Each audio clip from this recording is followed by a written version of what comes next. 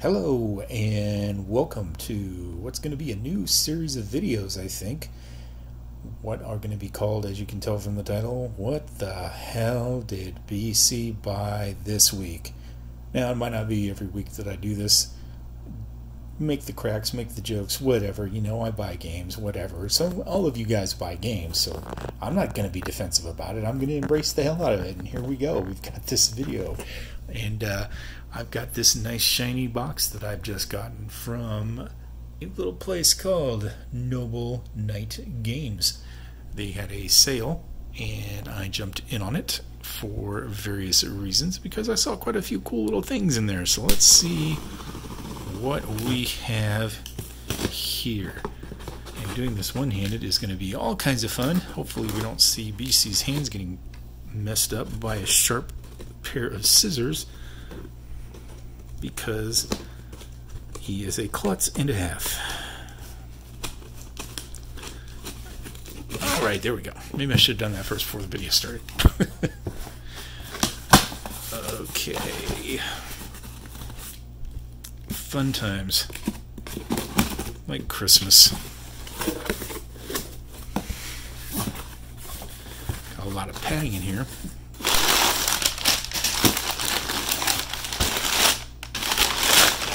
Wow, well, there's the package out of this thing.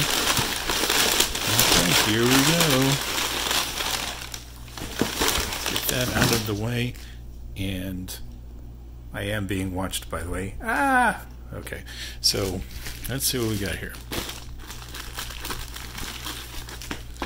Okay, got a nice big box. Nice big bag, I should say. First up is Wallace's War. Wallace's two greatest battles, Stirling Bridge and Falkirk. This is by... who made this game? I do not know for sure. Let me see here. Game of Arms. Game of Arms Games. I don't think I've heard of that. From 2008. A Pennsylvania company. So this particular game's got, as it says, the Battle of Stirling Bridge and Falkirk, two of William Wallace's greatest battles, arguably. Yeah, so it seemed like a really cool little title to pick up, even though both games, I think, both battles were laughably one-sided, I believe. So it'll be interesting to check it out and see what exactly makes it up, and if there's any kind of variance or anything like that that might make the battles more interesting. So there's one. Number two is this issue of Wargamer magazine, number 36, with a unpunched version of Unconditional Surrender, which I believe is a Civil War battle. I can't remember the exact battle, so let's open this thing up and see. It's also kind of cool to get an old-time magazine, so I haven't had one of these in a long time. I used to collect Command magazine way back in the day. Okay, let's see here. Unconditional Surrender. And I missed the page already. Flip. Here we go. 2 days after Fort Donelson had been invested by a Union Army under General U.S. Grant, February 15th, 1862, the 18,000-man Confederate garrison made a vigorous counterattack, hoping either to break out and escape southward or to defeat Grant's army decisively enough to prevent the establishment of a siege of the fort. So, cool.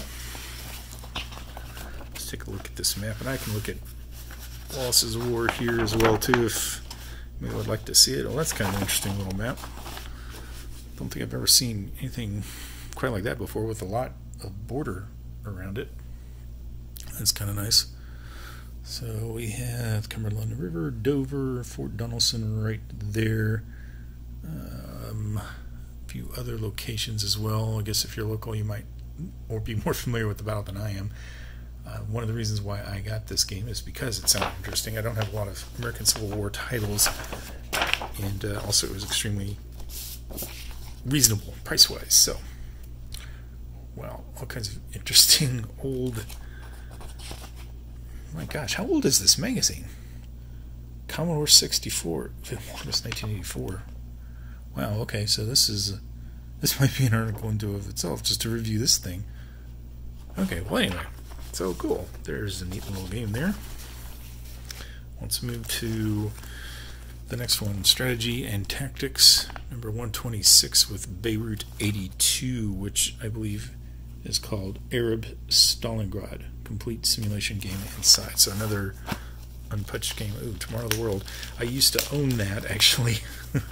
I ended up selling it. It was one of my favorite Thai Bomba games, but it was just too difficult to play for the Japanese, or for the Germans. The Japanese just had way too many units to be able to mount a proper offensive against the Germans. I'm going to set this camera down 1 second.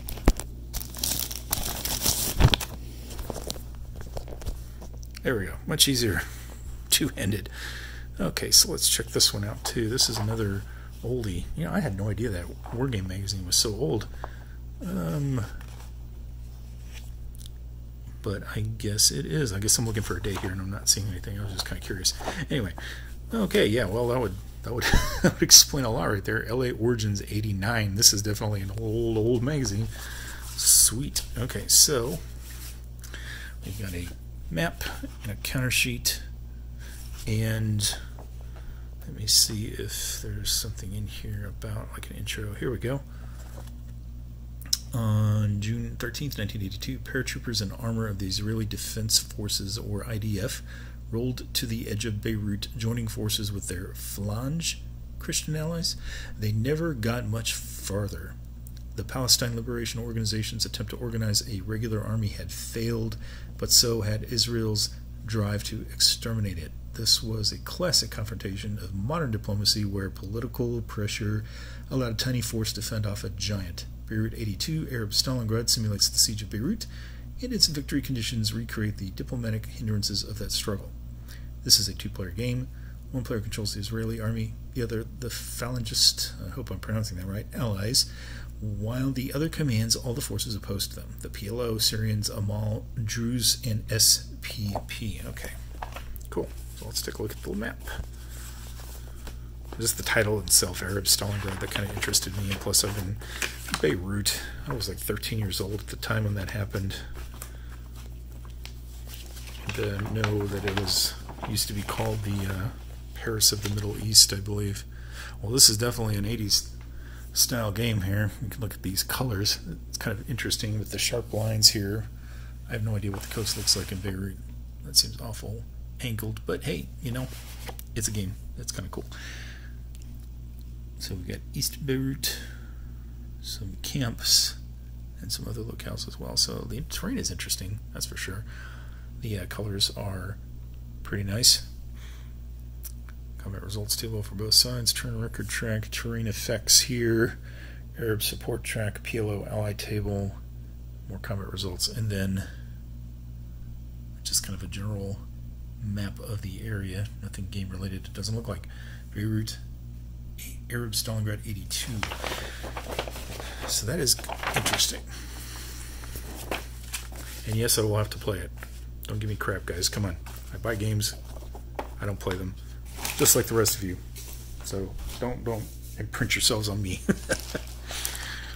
So here we go. Wahoo! The Battle of Washington, July 8th, 1863. So this one is a what-if type of game. So I read up on it a little bit. It said that the excuse me, the assumption is that on the second day of Gettysburg, Lee's army carried the field, took over Little Round Top, and pushed the Federals back and won the battle and sent them back in disarray. So then immediately Lee decided to pursue the Federals and go after Washington, D.C. itself. So this is a game of that possibility. The counters are a little weird. I do like NATO-type symbology. I'm not really a big fan of units printed on it, like little men, leaders. Leaders are okay, but the men, the cannon, that's kind of weird, but that's okay. I saw that already. I knew it was going to be there. I thought I'd go for it anyway, so we'll see. Alright, so here I believe is a manual of the game. And then we have... Ooh, okay, I guess this is a paper representation of all the counters that are in the game. And then we have a map. Let me get this sucker open. One-handed again. Not that talented. Wahoo, the Battle of Washington. I've read some good things about it, but I haven't read a lot of reviews on it, so there's maybe one on Board Game Geek. Ooh, this is a big map. Wow. Okay, yeah, this is definitely a big map, so let me zoom out a little bit here. Ooh, that's huge. So there's Washington, D.C. There's the White House. I don't think there's any other location. Oh, yeah. No, there's the Capitol, or the VP, so obviously those must be locations to seize. I don't see any other things there, but that looks like there's some more here. There's Georgetown, and then there's some named forts and batteries here. So that's kind of cool. Alright, well, that's the fourth purchase that I made. So what the hell did BC buy this week? Wahoo, the Battle of Washington, July 8, 1863 is 1. Strategy and Tactics, Arab Stalingrad is 2. Wargamer, Unconditional Surrender, 3. And then the one that I did not open, Wallace's War. This looks like this might be a little more, maybe for another time, maybe for an actual written review. So there you go. What the hell did BC buy this week in roughly 12 minutes? Enjoy. And yes, there will be more coming. Look forward to it. Bye.